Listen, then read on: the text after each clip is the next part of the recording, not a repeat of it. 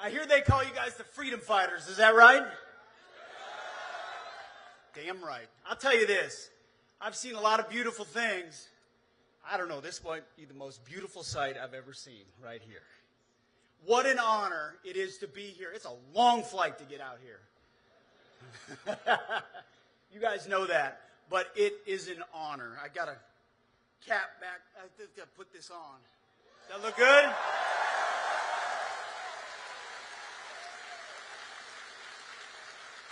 What a beautiful looking ship you got. Even more beautiful looking men and women out here, and our Japanese partners as well. It's great to see you.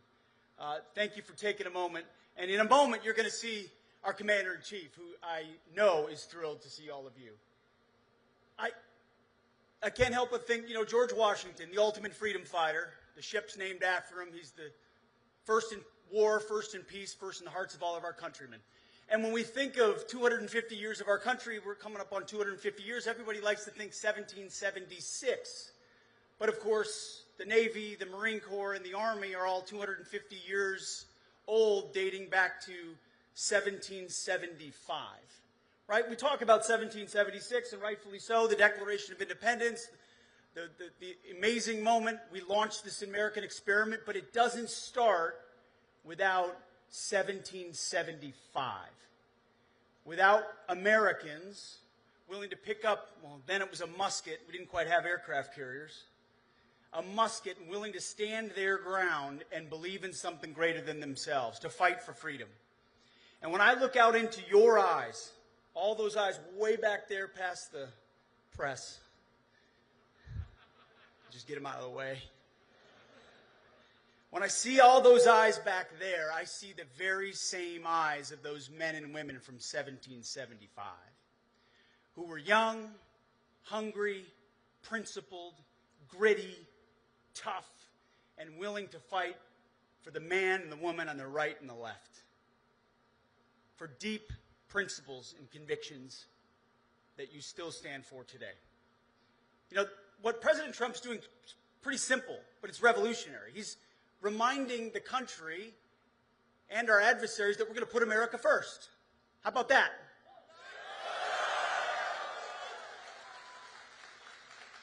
Now, that doesn't mean America alone. We have our allies like we do here in Japan, incredible allies where we have 55,000 American troops and we stand shoulder to shoulder with them. But part of being strong is putting America and Americans first. It also means, on that banner, peace through strength. It means reestablishing deterrence. When you've lost it, it's important to reestablish it. And President Trump has done that, from the Houthis and opening up our shipping lanes. I mean, when you just give away shipping lanes to pirates, that creates problems. He showed up and said no more. Or Iran's pursuit of a nuclear bomb, and he said, how about we send B-2s, 37 hours, over to take care of that, to ensure that they don't have a nuclear bomb. Or how about defending our own shores? 0 people crossing our border right now, because for too long we had an invasion of folks, and we don't know who they are and where they're coming from, crossing our borders, poisoning our communities with drugs. I would not want to be in a drug boat in the Caribbean right now. It's about time we defend our own homeland, and we will do that. So it's America first, it's peace through strength, but it's also common sense. You hear it and you see it all the time. I have a great pleasure of watching President Trump on a daily basis in private meetings and meeting with foreign leaders as we're planning. And the application of common sense, as you know, is not all that common in Washington, D.C. Well, when you apply it, it makes sense and you get things done. And one of those things we're doing at the Department of War, welcome to the War Department,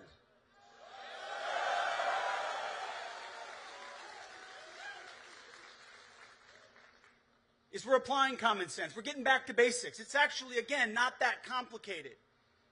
We're going to ensure that we train, that we're equipped, that we hold people accountable, that we maintain discipline, that we focus on lethality and readiness and war fighting.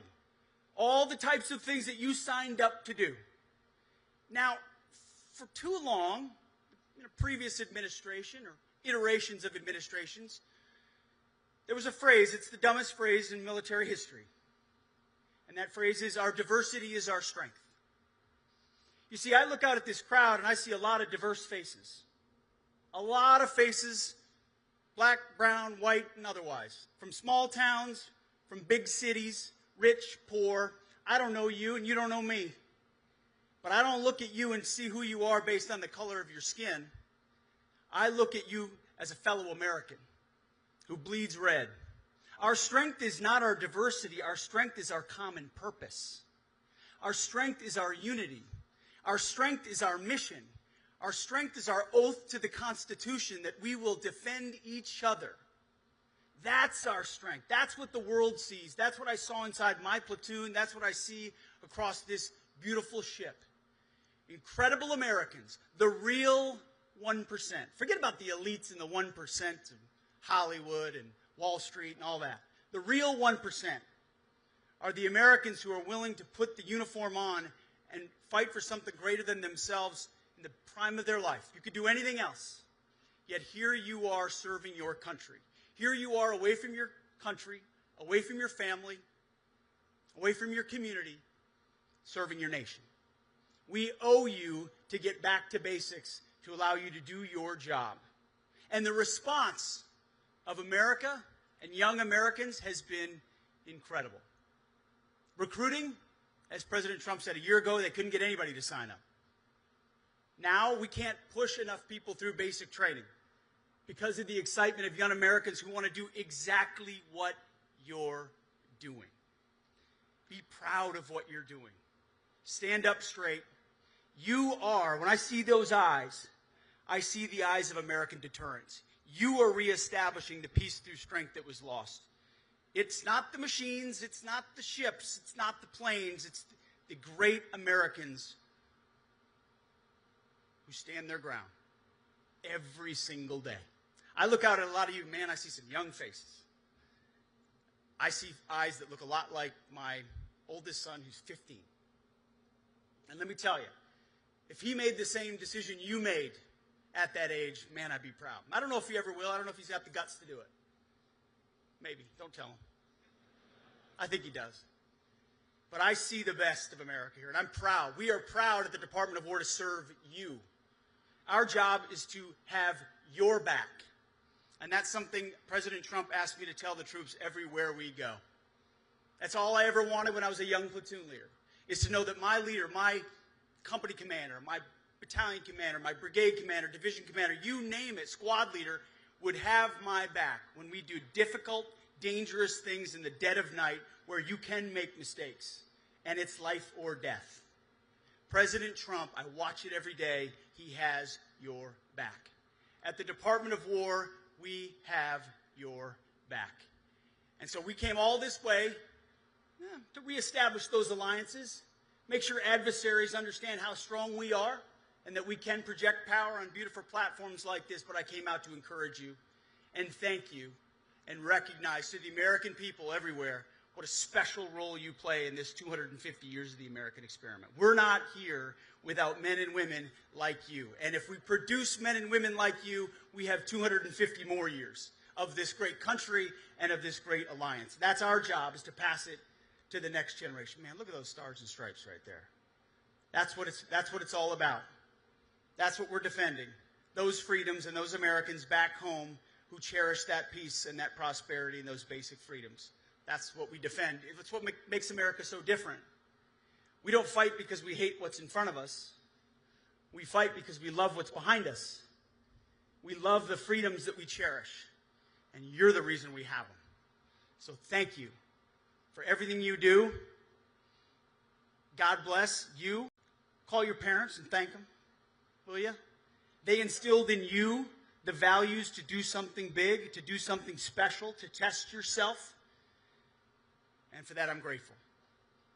God bless you. God bless the USS George Washington, and God bless our great republic. Thank you very much.